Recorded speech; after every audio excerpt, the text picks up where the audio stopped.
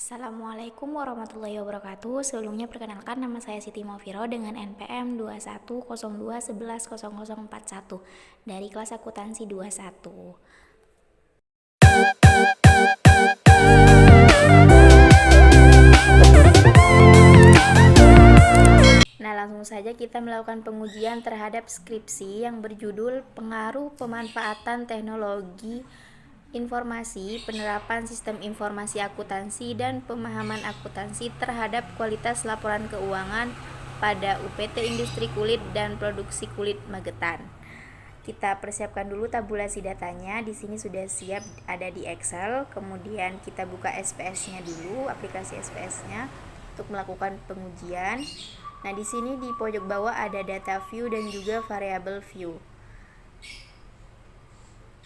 Langsung kita ke kolom name. Di situ kita isi dulu X1, X2 dan X3 karena data kita punya 3 variabel X dan 1 variabel Y. Kemudian pindah ke tabel label. X1-nya diisi dengan pemanfaatan teknologi informasi. Kita ketik dulu. Di X2 demikian diketik penerapan sistem informasi akuntansi sesuai dengan yang di judul tadi.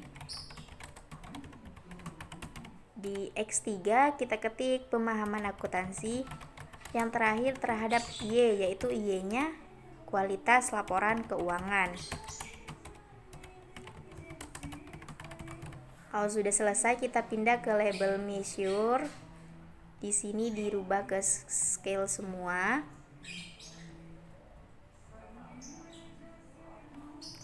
Kalau udah selesai, kita langsung ke kolom desimal. Dirubah ke 0 semua. Setelah itu kita copy datanya dulu di data view. Kita masuk ke Excel-nya lagi, di Ctrl C. Masuk ke SPS-nya lagi, ke data view, taruh di tabel paling atas pojok, Ctrl F. Nah, setelah muncul data yang kalian ambil dari skripsi yang berjudul tadi, langsung kita uji, yaitu dengan klik Analyze di atas, Regression, kemudian ke Linear. Kita tunggu dulu, kemudian kita pindahkan variabel Y ke Dependent, variabel X-nya tiga-tiganya ke Independent. Setelah itu klik Statistik. Kita centang semuanya kecuali yang Part and Partial Correlation. Kemudian kita continue. Setelah itu di plot dulu. Yang square-nya dipindah ke Y, kemudian ZP rate-nya pindah ke X. Klik histogram. Normal probability plot juga diklik, kemudian continue. Di save dulu, jangan lupa. Kemudian understand less-nya dicentang, kemudian di continue. Oke, klik OK. Kita tunggu dulu hasilnya. Kita klik analyze lagi, kemudian ke non-parametric test, Legally dialog, kemudian ke yang satu sampel KS. Kita klik, tunggu hasilnya dulu. Kemudian yang understand list itu dipindah ke test variable list. Kita klik dulu. Kemudian kita klik OK. Nah, di sini sudah muncul data yang sudah hasil pengujiannya tadi. Kita tarik ke atas dulu. Kemudian di sini saya sudah menyiapkan catatan untuk hasil dari analisis pengujian atas data skripsi yang tadi. Yang pertama yaitu asumsi klasik atau uji normalitas. Pengujian di sini bertujuan untuk menguji apakah dalam model regresi variabel pengganggu atau residual memiliki distribusi normal. Yang pertama yaitu grafik histogram, bisa dilihat di sini. Grafik ini membentuk gunung yang tidak menunjukkan arah yang condong ke kiri maupun condong ke kanan, yang menunjukkan bahwa penyebaran distribusi residualnya itu normal. Kemudian grafik p-plot. Kita geser ke bawah. Nah, di sini di grafik p-plot ini mengikuti arah garis titik-titiknya, berarti normalitas dalam penelitian ini terpenuhi. Nah, di sini bisa dilihat. Kemudian tabel one sample Kolmogorov. Kita ke bawah lagi. Nah, di sini sudah ada hasilnya.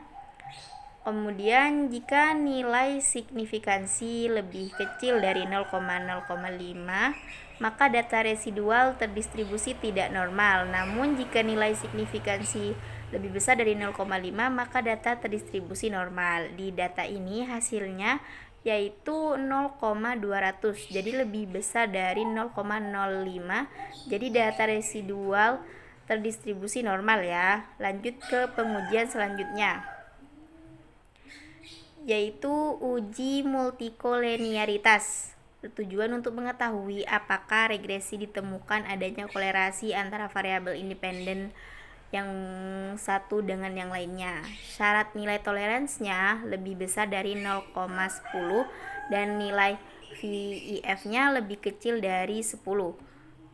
Kita geser ke atas lagi untuk melihat hasilnya dari pengujian yang saat ini. Nah, kita bisa lihat di tabel ini, di mana hasil menunjukkan toleransi X1-nya itu 0,136 lebih besar dari 0,10 ya. Kemudian X2-nya juga demikian, begitupun dengan X3-nya. Sedangkan di pengujian VIF-nya itu X1-nya 7,330 lebih kecil dari 10, X2-nya 7,776 lebih kecil daripada 10, X3-nya 1,180 lebih kecil dari 10. Jadi dari hasil tersebut dibuktikan bahwa tidak terjadi multikolinearitas karena semuanya memenuhi persyaratan yang tadi. Kemudian pengujian yang ketiga yaitu uji heteroskedastisitas. Bertujuan untuk melihat apakah model regresi terjadi ketidaksamaan varian dari residual satu pengamatan dan pengamatan lainnya. Bisa dilihat di grafik scatter plot. Kita cari dulu grafiknya.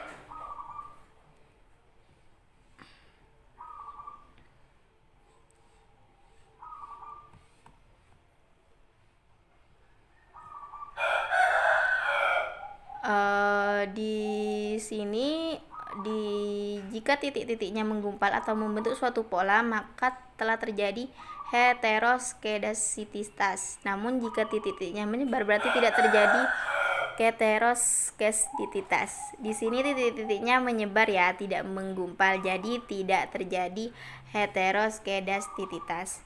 Lanjut ke pengujian yang terakhir, yaitu uji hipotesis, di mana yang pertama yaitu koefisiensi determinal atau R-square-nya. Semakin tinggi koefisiensi determinasi, semakin tinggi kemampuan variabel bebas dalam menjelaskan variabel perubahan pada variabel bebas. Kita lihat di sini.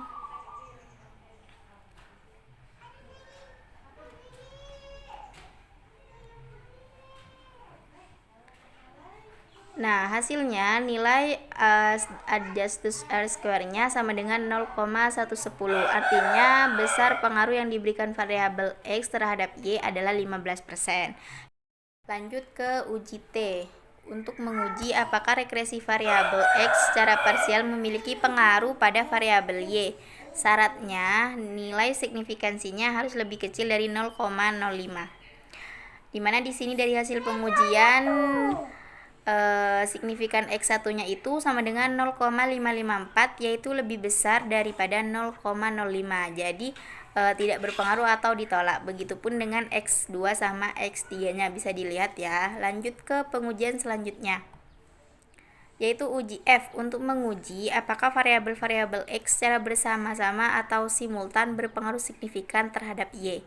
Syarat nilai signifikansinya harus lebih kecil dari 0,05. Hasil signifikansinya di sini yaitu sama dengan 0,763 lebih besar daripada 0,05. Semua variabel X secara bersama-sama atau simultan tidak berpengaruh terhadap variabel Y. Nah, sudah selesai dari penjelasan mengenai hasil dari uji yang saya lakukan pada kali ini.